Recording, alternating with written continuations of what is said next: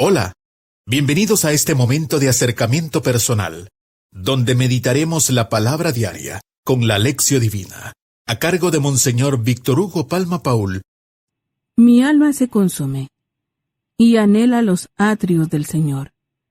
Mi corazón y todo mi ser se regocijan por el Dios vivo. Oremos.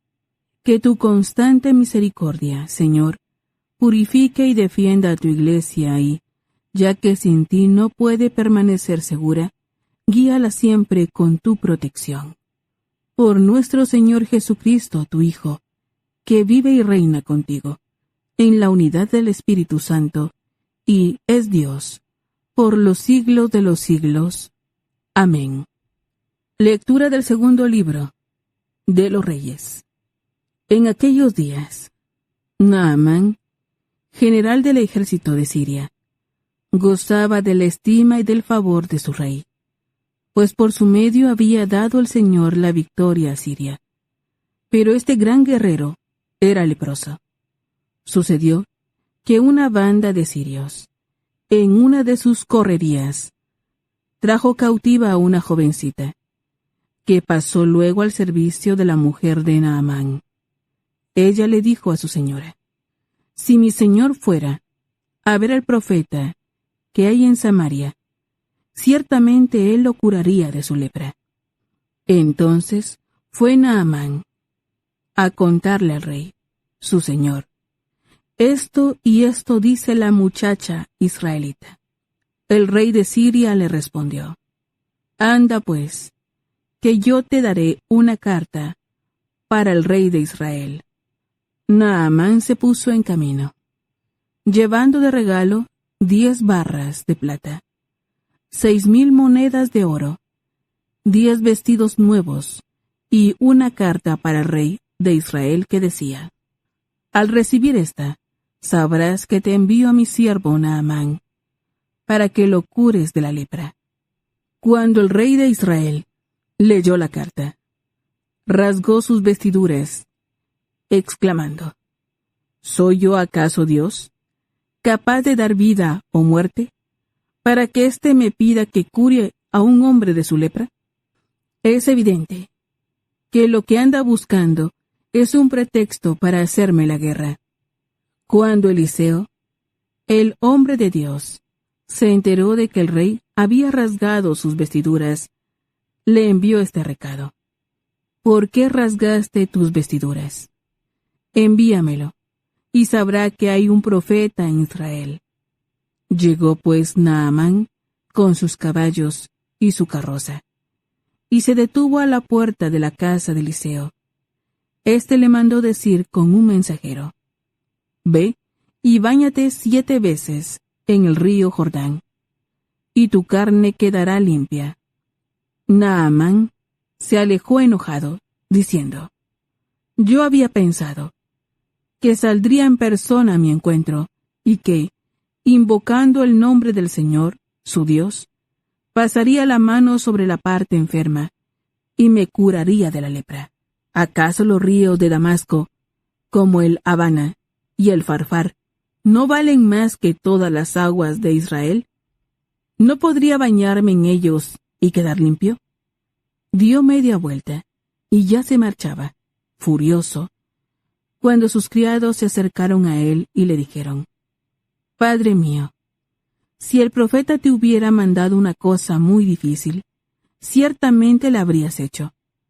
Cuanto más, si solo te dijo que te bañaras y quedarías sano». Entonces Naamán bajó, se bañó 7 veces en el Jordán, como le había dicho el hombre de Dios, y su carne quedó limpia, como la de un niño. Volvió con su comitiva donde estaba el hombre de Dios, y se le presentó diciendo: «Ahora sé que no hay más Dios que el de Israel». Palabra de Dios. Te alabamos, Señor. Salmo responsorial. Salmo 41 y 42. Estoy sediento del Dios que da la vida. Estoy sediento del Dios que da la vida. Como el venado busca el agua de los ríos, así Cansada mi alma, te busca a ti, Dios mío. Estoy sediento del Dios que da la vida. Del Dios que da la vida está mi ser sediento. ¿Cuándo será posible ver de nuevo su templo? Estoy sediento del Dios que da la vida. Envíame, Señor, tu luz y tu verdad, que ellas se conviertan en mi guía, y hasta tu monte santo me conduzcan, allí donde tú habitas. Estoy sediento del Dios que da la vida. Al altar del Señor me acercaré, al Dios que es mi alegría, y a mi Dios, el Señor, le daré gracias al compás de la cítara. Estoy sediento del Dios que da la vida. Honor y gloria a ti, Señor Jesús. Honor y gloria a ti, Señor Jesús. Confío en el Señor y en sus palabras, porque del Señor viene la misericordia y la redención. Honor y gloria a ti, Señor Jesús. Lectura del Santo Evangelio, según San Lucas. Gloria a ti, Señor. En aquel tiempo, Jesús llegó a Nazaret, entró a la sinagoga y dijo al pueblo: Yo les aseguro que nadie es profeta en su tierra. Había ciertamente en Israel muchas viudas en los tiempos de Elías, cuando faltó la lluvia durante 3 años y medio, y hubo un hambre terrible en todo el país. Sin embargo, a ninguna de ellas fue enviado Elías, sino una viuda que vivía en Sarepta, ciudad de Sidón. Había muchos leprosos en Israel, en tiempo del profeta Eliseo. Sin embargo, ninguno de ellos fue curado, sino Naamán, que era de Siria. Al oír esto, todos los que estaban en la sinagoga se llenaron de ira, y levantándose lo sacaron de la ciudad, y lo llevaron hasta una barranca del monte, sobre el que estaba construida la ciudad, para despeñarlo. Pero él, pasando por en medio de ellos, se alejó de allí. Palabra del Señor. Gloria a ti, Señor Jesús. Ya hemos presentado los textos bíblicos de hoy. Es el momento de preguntarnos, ¿qué nos dice la palabra que hemos escuchado? Alabado sea Jesucristo, por siempre sea alabado. Alabado sea el Señor que nos llama a tener humildad para conseguir la vida nueva. Amén. Un saludo para ustedes, hermanos, de su servidor, Monseñor Víctor Hugo Palma, obispo de Escuintla. Queremos hoy nosotros entrar en esta doble situación que es de vida o de muerte, la humildad que salva y la vanidad que pierde. Comento con ustedes que hace mucho tiempo, en una pareja que tenía muchas dificultades, platicando con ella nos dimos cuenta que en el fondo cada uno tenía su pequeño orgullo, ¿no? Cada uno tenía sus faltas, pero no veía las faltas del otro, veía solo de sí mismo, sino veía solamente las faltas del otro. La humildad es la verdad. Ser humilde es reconocer que realmente delante de Dios somos todos pecadores y vivir con humildad su voluntad, no siendo injustos. No se trata de ser injustos, pero de ceder siempre un lugar primero a esa voluntad de Dios que pide la humildad para la conversión. Para que esto sea posible decimos: ven Espíritu Santo, ilumina mi mente, abre mi corazón, para encontrar en tu palabra a Cristo camino, verdad y vida. Ayúdame a seguir hoy el llamado de Cristo, según el ejemplo de María, a una vida nueva, según la palabra de Dios, para ser en el mundo un enviado del Señor, un testigo de la fe, un hermano y un amigo, un discípulo y misionero del Padre, del Hijo y del Espíritu Santo. Amén. Importantísima entonces las dos actitudes. Hoy la actitud de la humildad, que al final vence en esta historia del famoso Naamán, este hombre militar poderoso de Siria, Y le dicen, mira, hay un profeta por ahí en un pueblo. Y cuando el profeta quiere, para curarse de la lepra, va él a este profeta, ¿no? Que es nada menos que el profeta Eliseo. Entonces, ¿qué sucede? Le dice, vete a bañar en el Jordán. Le dice, va, bañarme en un río pequeño si tengo en mi tierra grandes ríos. Pero le dicen, sé humilde, obedece lo que te dice. Y lo hace y se cura. Pasar de la soberbia a la humildad no es fácil, pero sí es posible. Y posible con la ayuda de Dios. La Cuaresma es el tiempo de reconocer que hemos fallado, reconocer que no hemos respondido como debíamos, y no encerrarnos en yo soy perfecto, que me aguanten como soy, mire todo lo que yo he logrado, porque eso se llama soberbia, ¿no? Soberbia, siempre hay algo en lo que somos soberbios, poco humildes. Por eso Él se cura, porque logra pasar de la soberbia a la humildad. En el caso contrario se da a los nazarenos. Preparémonos a la meditación. Meditar nos ayuda a comprender mejor la palabra del Señor. Ahora meditemos y preguntémonos qué nos dice el texto. Hoy en la meditación nos preguntamos en primer lugar, nosotros tenemos capacidad de humildad, porque Dios nos pide pocas cosas. La Cuaresma no es hacer enormes sacrificios. Hay quienes hacen enormes sacrificios, enormes ofrendas, pero su corazón sigue despreciando al prójimo. Vivimos esta conversión de la soberbia, del orgullo a la humildad que provoca la vida nueva, como el caso de Naamán. O, segunda pregunta, ¿qué es aquello que nos hace ser ciegos?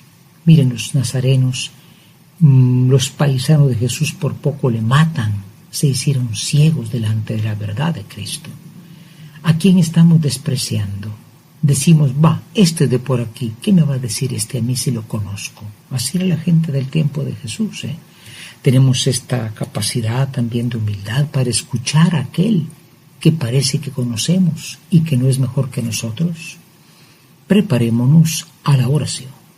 Es tiempo de que juntos nos pongamos en oración. Preguntémonos en nuestro interior, ¿qué me hace decir el Señor con el texto que he escuchado? Hoy en la oración nos dirigimos al Señor Jesús, que pasa el peligro grande en su propia tierra, y le decimos, oh Cristo, has venido con los tuyos, y como está escrito, los tuyos no te recibieron, porque su corazón estaba lleno de soberbia, lleno de orgullo.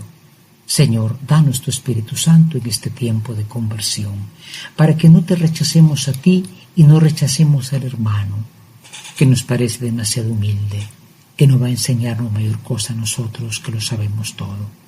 Danos, Señor, espíritu de conversión, pasando por la humildad para poder tener como Naamán una curación, una vida nueva en la Pascua. Amén. Es el momento para que contemplemos las maravillas que el Señor nos brinda, colocándonos en su presencia. Jesús llega a su propia tierra, lo reciben porque es famoso, pero cuando Él habla bien de los extranjeros, esos nazarenos se llenan de ira, de soberbia y atentan matar a Jesús. Qué tremenda es la soberbia cuando nosotros la tenemos puesta en el corazón. La soberbia es una forma de ceguera, ¿no? La soberbia llena la ira y la ira llega a la violencia. Por poco no acaban con este Hijo de Dios, su propia gente, porque Él hablaba bien de los extranjeros. Es ese famoso nacionalismo que existe en el mundo, ¿no? Nosotros somos mejores que aquellos, somos más que aquellos, somos más poderosos. Todo esto causa guerras. Y estas guerras también se dan en casa, como este matrimonio que les contaba, ¿no? Cada uno tenía su pequeña soberbia y era ciego para con sus defectos y solo veía los defectos del otro. Menos mal que pasaron de la soberbia a la humildad y encontraron la paz. Tenemos que hacer realidad lo que hemos escuchado. Entremos en acción y preguntémonos, ¿qué nos hace vivir el texto? Hoy finalmente en la acción queremos con la gracia de Dios tomar 2 decisiones. Primero, ir fijando ya nuestra confesión. La Cuaresma no es eterna. No esperemos a confesarnos ahora con la pandemia. No pueden haber grandes concentraciones. En fin, Procuremos, hermanos, pues acercarnos a la confesión según podamos, ¿verdad? Y hacerlo con espíritu humilde, no hacerlo porque toca hacerlo, sino porque el Señor nos conceda verdaderamente esa conversión. En segundo lugar, teniendo la humildad de confesarnos, también nosotros no despreciar a los demás, porque estos nazarenos decían, bah, ¿quién es este? Aquí está la familia de él, esta gente, bah, lo conocemos, ¿verdad? Y a veces Dios nos habla por aquellos que no queremos escuchar que nos está hablando, y porque es gente conocida o gente humilde. Entremos en esa verdadera humildad, no seamos como los nazarenos que despreciaron a su propio paisano, que era nada menos que el Hijo de Dios. Que esto sea posible por intercesión de María Santísima, aquella que tuvo también un gran susto cuando vio que querían matar sus propios paisanos a su hijo. Ella era también nazarena, pero bueno, a veces en estas cosas en la propia familia, en el propio ambiente. Por intercesión de ella pidamos esa conversión, ella que fue humilde sierva del Señor. Ave María Purísima, sin pecado concebida. Hemos tenido un acercamiento personal, meditando la palabra diaria con la Lección Divina, a cargo de Monseñor Víctor Hugo Palma Paul. Ha sido un gusto acompañarlos. Muchas gracias. Hasta pronto.